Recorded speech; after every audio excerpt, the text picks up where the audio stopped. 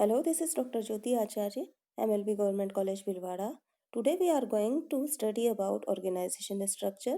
आज हम संगठनात्मक संरचना के बारे में अध्ययन करने जा रहे हैं। संगठनात्मक संरचना किसे कहते हैं? देखिए, संस्था की सफलता में संगठन संरचना का महत्वपूर्ण योगदान होता है। इसके द्वारा संस्था की क्रियाओं, संस्था के अधिकार एवं दायित्वों के केंद्रों एवं प्रवाह तथा इसमें कार्यरत व्यक्तियों के आपसी संबंधों को निर्धारित किया जाता है। अतः यह संपूर्ण प्रबंध की सफलता को निर्धारित करता है। संगठन संरचना का हम अर्थ लेते हैं। एक परिभाषा मैं आपको बताना चाहूंगी। फ्रेड लुथांस के अनुसार संगठन संरचना संगठनात्मक व्यवहार के लिए कंकाली ढांचे को प्रकट करता है। कई सारी परिभाषाएं दी गई है, कई सारे विचारकों ने परिभाषाएं दी है। फ्रेड लुथांस की डेफिनेशन मैं आपको बता दूं। Organisational structure represents the skeleton framework for organisational behaviour according to Fred Luthans. तो कई सारी परिभाषाओं को अध्ययन करने के बाद निष्कर्ष रूप में हम कह सकते हैं कि संगठन संरचना संस्था की वह संपूर्ण व्यवस्था है जो व्यक्तियों के मध्य उन संबंधों को व्यक्त करती है जिनके अंतर्गत वे संस्था के कार्यों को करते हैं। यह अधिकार एवं दायित्वों के केंद्रों एवं प्रवाह को भी प्रदर्शित करती है, जिसके अनुरूप संस्था में आदेश निर्देश प्रसारित किए जाते हैं तथा कार्यों को निष्पादित किया जाता है। ये तो हो गया निष्कर्ष रूप में संगठन संरचना किसे कहते हैं। अब हम लेते हैं संगठन संरचना को प्रभावित करने वाले तत्व। Factors affecting organisational structure. संगठन संरचना का निर्माण करना प्रबंधक का एक महत्वपूर्ण कार्य है। अच्छी संगठन संरचना के माध्यम से ही प्रबंधक अपने कार्यों में दूसरों का आवश्यक सहयोग प्राप्त करता है तथा संस्था के उद्देश्यों को प्रभावकारी ढंग से पूरा कर लेता है। पीटर ड्रकर ने बहुत स्पष्ट शब्दों में लिखा है कि संगठन संरचना एक अत्यंत महत्वपूर्ण साधन है तथा गलत संरचना व्यवसाय की कार्यक्षमता को भयंकर रूप से प्रभावित करेगी और यहाँ तक कि गलत संरचना व्यवसाय का विनाश भी कर सकती है। अतः संगठन की संरचना कैसी हो, यह प्रश्न निश्चित ही गंभीर प्रश्न है। इस प्रश्न के उत्तर से पूर्व कई बातों पर विचार करना पड़ता है। अर्थात दूसरे शब्दों में हम कह सकते हैं संगठन संरचना के निर्माण को कई बातें प्रभावित करती हैं। उन सबको ध्यान में रखना चाहिए। जो बातें या घटक संगठन संरचना को प्रभावित करते हैं वो कौन कौन से हैं? फर्स्ट है संगठन के उद्देश्य, ऑर्गेनाइजेशनल ऑब्जेक्टिव्स। संगठन संरचना का चुनाव करते समय सर्वप्रथम संगठन के उद्देश्यों को ध्यान में रखा जाना चाहिए, क्योंकि संगठन स्वयं अपने आप में कोई उद्देश्य नहीं है बल्कि उद्देश्यों की प्राप्ति का साधन है। अतः संगठन संरचना का चुनाव करते समय संस्था के उद्देश्यों को ध्यान में रखना परमावश्यक है। संगठन संरचना का निर्माण करते समय इस बात को भी ध्यान में रखना चाहिए कि उद्देश्यों की प्राप्ति में कौन कौन से कार्य तथा निर्णय होंगे। उन कार्यों को पूरा करने एवं निर्णय लेने के लिए संगठन की कौन सी संरचना लाभप्रद रहेगी। सेकंड है संगठन का आकार, साइज ऑफ ऑर्गेनाइजेशन। संगठन संरचना के निर्माण में दूसरा महत्वपूर्ण तत्व यह ध्यान में रखने का है कि संगठन का आकार कैसा है। संगठन बहुत बड़ा है तो संगठन संरचना करते समय विकेंद्रीकरण पर बहुत अधिक ध्यान दिया जा सकता है। विकेंद्रीकरण दैट मीन्स डिसेंट्रलाइजेशन। यदि संगठन छोटा ही है तो केंद्रीय संगठन भी अपनाया जा सकता है। नेक्स्ट है संस्था के संचालकीय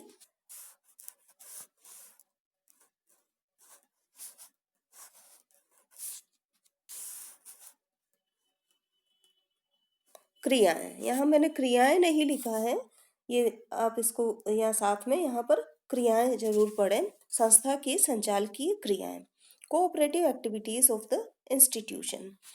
प्रबंधक स्वयं कार्य नहीं करते बल्कि दूसरों से कार्य करवाते हैं। अतः जो व्यक्ति कार्य करते हैं वे संस्था की संगठन संरचना को प्रभावित करते हैं। इसी प्रकार संस्था की संचालकीय क्रियाओं का किस प्रकार विभाजन किया जाता है, किस प्रकार उनमें आपसी संबंध स्थापित किए जाते हैं, आदि आदि बातें संगठन संरचना को प्रभावित करती हैं। नेक्स्ट है प्रबंधकीय कार्य, मैनेजरियल फंक्शंस। प्रबंधक अपने कार्यों से मानवीय भौतिक साधनों की कार्यकुशलता में वृद्धि करने का प्रयास करता है, परंतु प्रबंधक सदैव यह प्रयास करता है कि संस्था के उद्देश्यों को अधिकाधिक कुशलता से प्राप्त किया जा सके। परिणाम स्वरूप प्रबंध के विभिन्न स्तरों पर इस प्रकार के संबंध स्थापित किए जाते हैं कि संस्था के उद्देश्यों को प्राप्त करने में सुविधा मिले। इस प्रकार स्पष्ट है कि प्रबंधकीय कार्य भी संगठन संरचना को प्रभावित करते हैं। नेक्स्ट है चातुर्य या स्किल।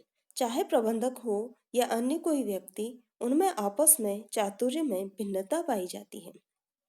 इससे समस्या का निवारण करने, भावनाओं, इच्छाओं, पहलपन की क्षमता आदि में पर्याप्त अंतर आ जाता है। अतः एक व्यक्ति को कितना कार्य दिया जा सकता है, यह बात भी उसके कार्य चातुर्य पर निर्भर करती है। इसी प्रकार संस्था के एक व्यक्ति के साथ दूसरे व्यक्ति के संबंध निश्चित करते समय भी उसके चातुर्य को ध्यान में रखा जाता है। नेक्स्ट है सामाजिक एवं मानवीय आवश्यकताएं, सोशल एंड ह्यूमन नीड्स।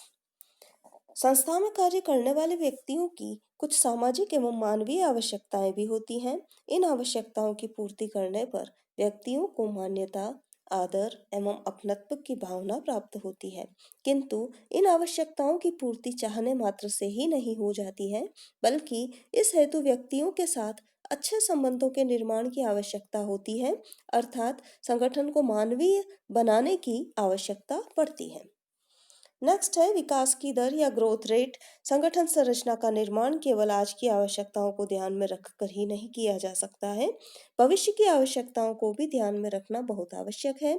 अतः संगठन संरचना में सामान्यतः इतनी लोचशीलता तो अवश्य ही होनी चाहिए ताकि 10-15 वर्षों तक वह संरचना उपयुक्त बनी रहे। नेक्स्ट है संगठन में विभागीकरण, डिपार्टमेंटलाइजेशन इन द ऑर्गेनाइजेशन। संस्था का विभिन्न आधारों पर विभागीकरण किया जा सकता है। विभागीकरण करने के चाहे कोई भी आधार क्यों न हो, प्रत्येक आधार पर एक सीमा तक संगठन संरचना को अवश्य प्रभावित करता है। नेक्स्ट है प्रबंधकों की नीतियां, मैनेजरियल पॉलिसीज। प्रबंधकों की नीतियों का भी संगठन संरचना पर प्रभाव पड़ता है। प्रबंधक सभी अधिकारों को अपने हाथों में ही केंद्रित रखना चाहते हैं या संबंधित अधिकारों को प्रत्यायोजन करना चाहते हैं। इनमें से प्रत्येक परिस्थिति का संगठन संरचना पर पूरा प्रभाव पड़ता है। नेक्स्ट है उच्च प्रबंधकीय योग्यताएं एवं क्षमताएं, abilities and capacities of top management. सर्वोच्च प्रबंध की योग्यताएं एवं क्षमताएं भी संगठन संरचना को प्रभावित करती हैं।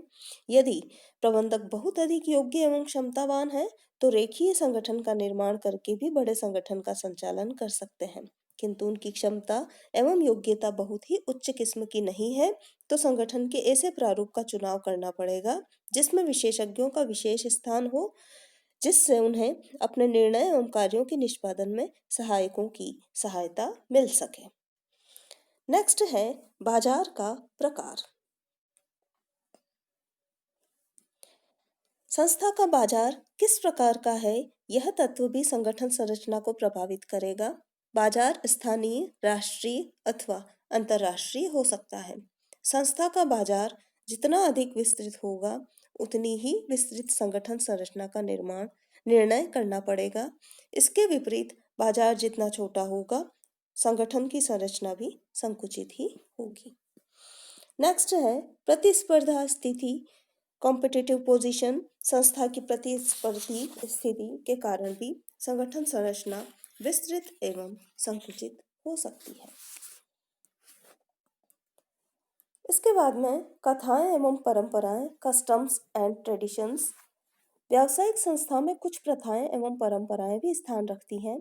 कुछ संस्थाएं परंपरानुसार विशेषज्ञों को रखती हैं, तो कुछ संस्थाएं आवश्यकता होते हुए भी विशेषज्ञों को स्थान नहीं देती हैं। इसी प्रकार बाजार की अन्य संस्थाएं किसी विशिष्ट संरचना का प्रयोग कर रही हैं, तो इस संस्था को वही संगठन संरचना प्रयोग करनी पड़ सकती है। नेक्स्ट है पद समता। पद समता, इसको समता पढ़ें।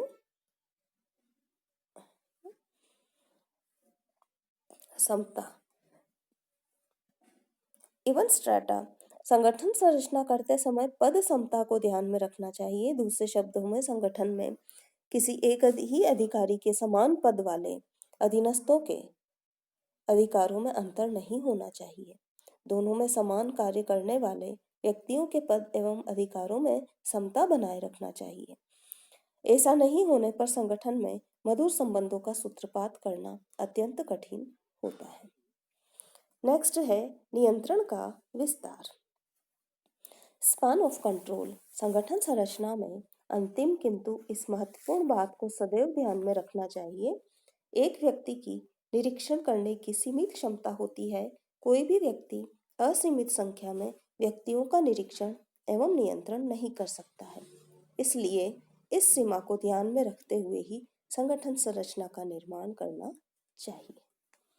तो ये तो थे फैक्टर्स अफेक्टिंग ऑर्गेनाइजेशन स्ट्रक्चर, संगठन संरचना को प्रभावित करने वाले तत्व। हमारा आज का टॉपिक यहीं समाप्त होता है। Thank you.